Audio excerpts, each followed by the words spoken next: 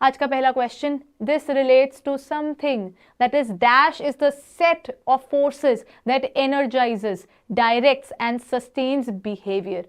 इनमें से ऐसी कौन सी फोर्स है जो आपको एनर्जाइज करती है, डायरेक्ट करती है और सस्टेन करती है? मोटिवेशन, एक्सपेक्टेंसी, एम्पावरमेंट और सोशलाइजेशन।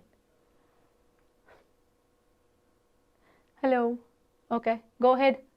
चलो, whosoever is there, go ahead, answer जरूर दो, because I think what matters is answer देके देखो। नेगेटिव मार्किंग यहाँ पर तो नहीं है, यहाँ पर उल्टा जितना हम लोग डिसीजन लेकर बोलते हैं ना, मेरे अकॉर्डिंग ये आंसर है और आप लिख देते हो, तो क्या होता है आपको पता होता है, अगर पेपर में किया होता तो मैंने इसको टिक किया होता तो क्या मेरे मार्क्स आए होते या नहीं होते। तो वो चीज आप डिसाइड कर सकते हो just because you are giving an answer here, तो उससे मैटर करता है। ठीक है, चलो फिर। Okay, the number of students who are sitting there and watching this particular video are more. So go ahead, answer करो बाकी भी। Dash is the set of forces that energizes, direct and sustain behavior. इनमें से ऐसी कौन सी चीजें जो आपका energize भी करता है, direct भी करता है और sustain भी करता है आपके behavior को। When we talk about it, देखो आपको कहीं ना कहीं push करना। Right now what am I doing is, paper आ रहा है तो then I am here and telling you कि देखो ये सिलेबस है, देख कर रखो, बड़ा सारा सिलेबस है, ऐसे पढ़ने की जरूरत पड़ेगी, थोड़ी मेहनत ज्यादा करने की जरूरत है। What am I doing?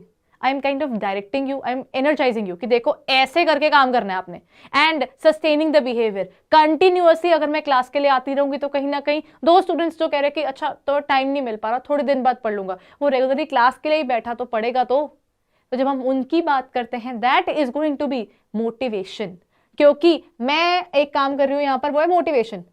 So then क्या कर रहे हैं, मैं एनर्जाइज भी कर रही हूं, डायरेक्ट भी कर रही हूं एंड सस्टेन भी कर रही हूं। So when we talk about motivation, this is the first question for this particular class, that means to motivate people. Motivation क्या होती है? मोटिवेशन आपके पास इंट्रिंसिक, अंदर से फील होने वाली चीज भी हो सकती है, क्योंकि जैसे अगर आप कहते हो कि मुझे अपनी लाइफ में कुछ करना है अपने लिए, that is your intrinsic motivation. लेकिन एक तरह की मोटिवेशन होती है जो आपको मिलती है बाहर से। कभी सुना है पेरेंट्स कह देते कि बेटा अगर तुमने इतना पढ़ लिया ना तो हम तुमको ये दे देंगे, this car will belong to you, अगर आपने ये पेपर क्लियर कर लिया ये मिल जाएगा अगर तुमने ये कर लिया। वो क्या है? वो एक्सट्रिंसिक मोटिवेशन है। तो एक्सट्रिंसिक मोटिवेशन क्या है? जो आपको बाहर से फील होती है और बाहर के लोग कहीं ना कहीं आपको, कहीं ना कहीं बाहर के एलिमेंट्स आपको अट्रैक्ट करते हैं कि नहीं मेरे को तो ये काम करना है।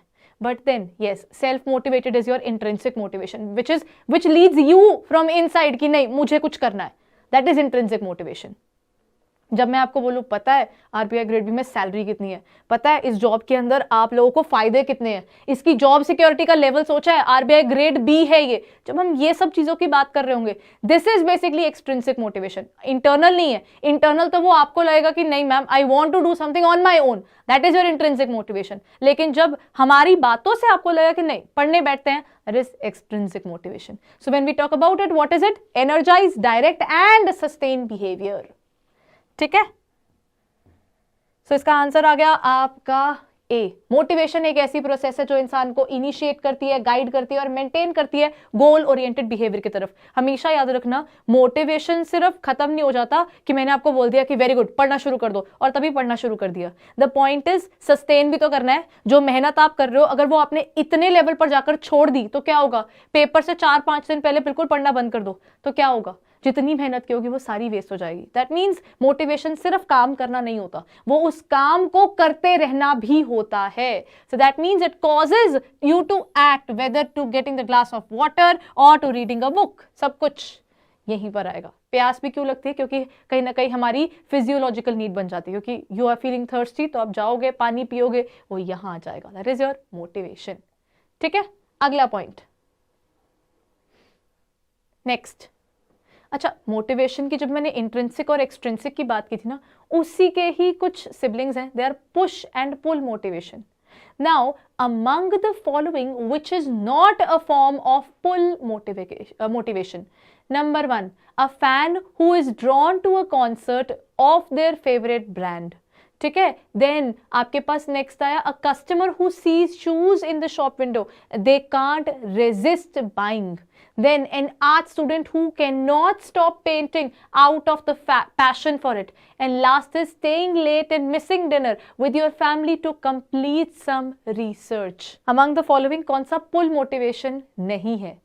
That's the question. देखिए मोटिवेशन ना दो तरह की होती है, एक तरह से पुश मोटिवेशन और पुल मोटिवेशन। जब हम पुल मोटिवेशन की बात करते हैं, this is something which you go to, और पुश होता है जहां पर मतलब it pushes you to do something. So there is a difference. Pull is आप उसकी तरफ जाते हो खुद से, और then push is you push yourself towards the particular motivation. For example जैसे फैन की तरफ, जो एक फैन है उसको अपने फेवरेट ब्रांड की तरफ बैंड को सुनने जाना है, वो उसका इंटरनली निकल रहा है, that is your pull motivation. Then next आता है एक कस्टमर है, उसका मन कर रहा है कि वो जाकर वो पर्टिकुलर शूज खरीदे। देन अब ये जो आर्ट स्टूडेंट है उसका मन कर रहा है कि वो ड्राइंग करे, तो यहां पर क्या हुआ, ये पुल है। लेकिन लास्ट वाला क्या कहता है, staying late and missing dinner with your family to complete some research. आपने रिसर्च कंप्लीट करनी है, उसके लिए आप जाग रहे हो, तो मतलब आपका रीजन ये है।